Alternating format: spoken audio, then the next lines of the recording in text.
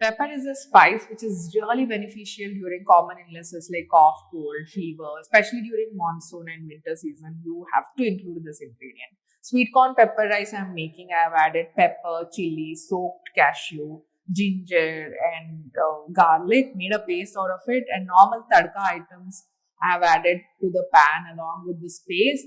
Fry it for a while, and then sweet corn I'm adding. Then rice, just wash it and add it. You can even soak it and add.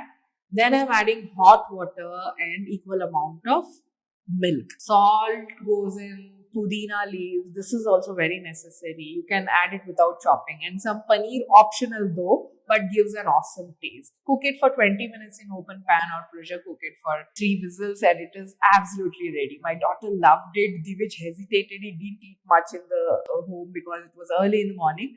But in his snack box, it was empty and super happy mommy here. Do give it a try and let me know.